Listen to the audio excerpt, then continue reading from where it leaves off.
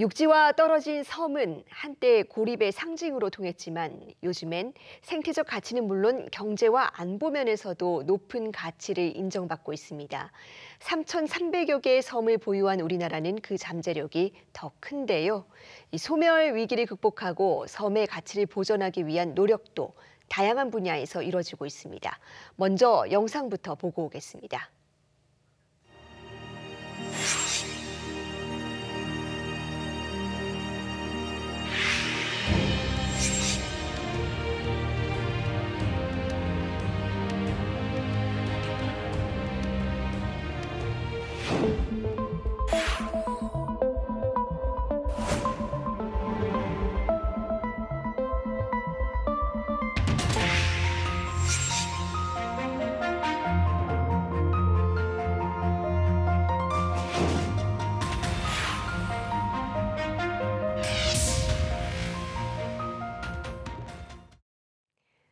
네, 섬의 가치를 재조명하고 섬 지역의 교육과 문화 자원을 개선하려면 어떤 노력이 더 필요할지 한국섬진흥원의 오동호 원장과 짚어봅니다. 원장님 어서 오세요. 네, 안녕하십니까. 네, 반갑습니다. 이 한국섬진흥원이라는 기관이 조금은 생소하게 들리는 시청자들도 계실 것 같거든요. 네. 어떤 일을 하는 곳인지 소개 부탁드립니다. 네, 좀 생소할 겁니다.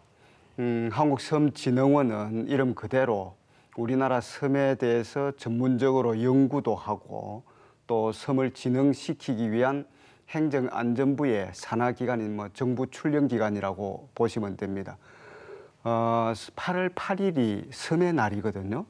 그래서 섬의 날도 국가지정기념일로 만들고 또 우리 한국섬진흥원도 이제 3년 전에 정부가 설립을 했습니다. 그래서 이제는 우리나라 섬이 이제 새로운 또 도전과 기회의 시간에 진입했다라고 이야기를 할 수가 있죠.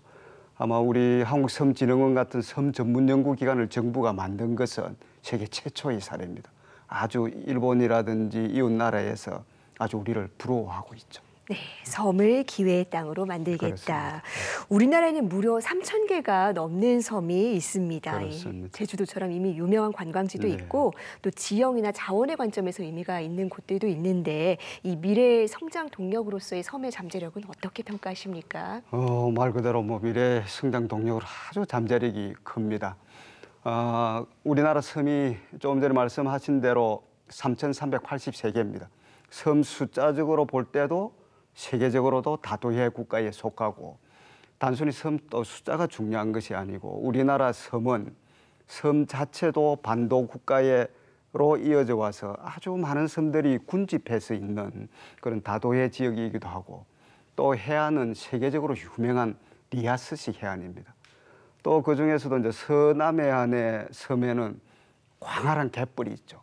그래서 섬과 해안과 갯벌 이거는 세계적인 자산이고 또 자원이기 때문에 그것을 그대로 그냥 두서는 안 되겠다. 뭔가 이제 국가의 새로운 산업의 동력으로 만들고 또 세계인들이 오가는 그렇게 해서 이제 경제를 활성화시키는 그러한 공간으로 만들어야 되겠다라는 것이 이제 큰 저희들의 목표죠. 네. 그런데 이렇게 중요한 잠재력을 가지고 있는 이 섬 지역이 지금 이 지역 소멸의 국면에서는 상당한 위기를 맞고 그렇습니다. 있습니다. 가장 어려운 점이 뭐라고 보십니까? 우리 요즘 지역 소멸 문제가 가장 핫한 이슈지 않습니까? 우리나라뿐만 아니고 이제 세계적으로도 섬이 위기를 맞고 있는데 기후 변화로 인해서 이제 섬이 사라지기도 하고 이제 또 섬에 살고 있는 사람들이 여러 가지 불편해서 이제 떠나오는 거죠. 그러다 보니까 인구도 감소되고 있고 또 거기에 살고 있는 분들의 고령화가 이루어지고 있고 또 청년들 유입은 적은 그런 복합적인 문제를 가장 첨예하게 느끼고 있는 것이 지금 섬 지역입니다. 가장 크게 봐서는 이제 거기에 살고 있는 주민들이 삶의 어떤 불편함을 없도록 해주는 것이 이제 첫 번째 과제이기도 하고 그보다 또 어쩌면 또 중요한 것이 섬에 가서 삶으로 해서 새로운 소득이 만들어져야 살기 않겠습니까? 그죠? 그래서 그런 여러 가지 문제들을 어떻게 하면 해결하고 또 대안을 제시할까 이런 데 저희들이 많은 노력을 기울이고 있는 상황입니다. 네. 여러 가지 노력이 이어지고 있습니다. 그런데 이 섬이 어떤 기회의 땅이 되려면 결국 미래 세대들이 머물 수 있느냐의 문제도 참 중요한 것 같습니다. 그렇습니다. 그렇다면 이 교육권 문제도 빼놓을 수 없는데 그렇습니다. 지금 섬 지역 교육 인프라가 조금은 어려운 상황입니다. 어떻게 네. 개선돼야 되겠습니까? 우리나라 지금 농어촌 지역에 있던 학교들이 많이 폐교가 되고 있지 않습니까? 네. 그중에서도 가장 속도가 빠른 곳이 또 섬이기도 합니다. 그렇지만 이제 섬은 우리의 또 엄연한 국토이고 거기에 살고 있는 섬 주민들은 우리의 국민이고 특히 자라나는 뭐 청소년은 우리의 미래죠. 그거는 뭐 육지에 살고 있다고 해서 미래고 섬에 살고 있다고 해서 미래가 되지 않는 것은 아니지 않습니까? 그래서 결국 이제 거기에 있는 청소년들이 제대로 된 교육에 대한 것은 기본 권리이지 않습니까? 그래서 할 수 있도록 교육에 관한 서비스를 제대로 제공할 수 있어야 됩니다. 그런데 이제 인구가 얼마 안 되다 보니까 학생 수가 적다 보니까 폐교가 되고 있는 거죠. 그래서 이제는 교육에 대한 관점을 확 바꿔야 된다고 봅니다. 기존에 학교를 짓고 선생님들이 오셔서 공부를 가르치는 이거에서 이제 벗어나서 요즘 교육에서도 이제 새로운 교육 기술을 활용해서 여러 가지 교육도 제공하고 또 새로운 어떤 무크라든지 뭐 캠퍼스도 이루어지고 있지 않습니까? 그래서 제 생각에는 교육이야말로 새로운 교육 어떤 기술 또 교육 내용을 새롭게 할 수 있는 어떤 실험장이다라고 생각해서 이른바 이제 원격 교육의 어떤 메카로도 만들고 또 섬 자체가 하나의 캠퍼스 역할을 할 수 있습니다. 그래서 어느 섬 하나를 지정해서 세계적인 대학의 글로벌 캠퍼스로 만드는 거죠. 그래서 그 섬 하나에는 그야말로 학생들이 가서 청년들의 꿈도 펼치고 또 여러 가지 새로운 아이디어도 내는 그야말로 미래 교육의 산실을 섬으로 하는 거 어떻습니까? 그런 새로운 교육의 장이 섬에 이루어져야 된다고 봅니다. 네. 원장님께서는 신년사에서 이 K섬의 시대를 열겠다라는 포부도 그렇습니다. 밝히셨습니다. 그다음에 원장님께서 꿈꾸시는 어떤 섬의 미래는 어떤 모습입니까? 그렇습니다. 우리 섬은 단순한 섬이 아닙니다. 아까도 네. 말씀드렸습니다만은 섬 숫자라든지 또 그것이 가지고 있는 가치면에서 뭐 세계적인 브랜드이고 자산입니다. 아마 세계적으로 우리나라의 다도해와 같은 위치를 갖고 있는 게 이제 에게해에 있는 다도해 정도거든요. 이제 문제는 단순히 뭐 그림만 그려서는 되는 것이 아니고 이제 그 섬에 맞는 실행 전략을 만들어야 되는 것이죠. 우리나라 섬들 중에는 아주 큰 섬들도 있고 또 작은 섬들도 있고 있습니다.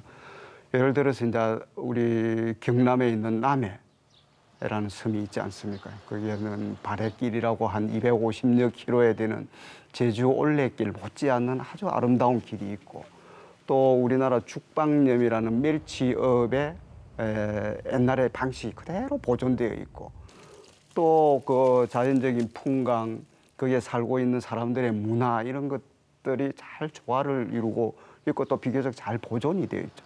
아마 이것을 제대로 세계에 알린다면은 아마 세계적인 한국의 산토리니 섬 이런 게 되지 않을까라고 생각하고 있죠.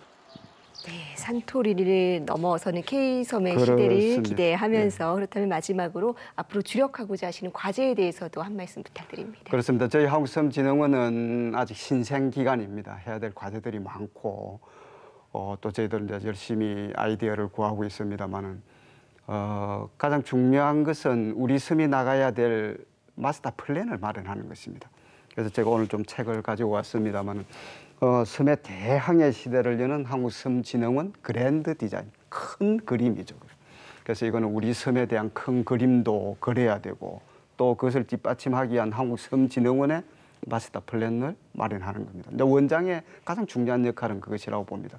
그래서 그런 그림을 그려서 실행될 수 있도록 하는 것이 첫 번째로 이제 중요한 과제이기도 하고 그다음에 이제 우리 한국섬진흥원이 단순한 섬을 연구하고 진흥시키는 기관을 넘어서 섬에 관한 또는 세계의 어떤 섬에 관한 연구, 교육, 교류 또는 문화, 전시, 아카이브 그런 기능을 할 수 있도록 저희들이 지금 이제 목포에 위치를 하고 있는데 사막도에 그야말로 K 아일랜드 멀티 컴플렉스 세계인이 와서 교류하고 섬을 연구하는 그런 복합 공간으로 만들 것을 계획을 하고 있는데 그것을 이제 실행시키는 것이 저희들의 과제입니다.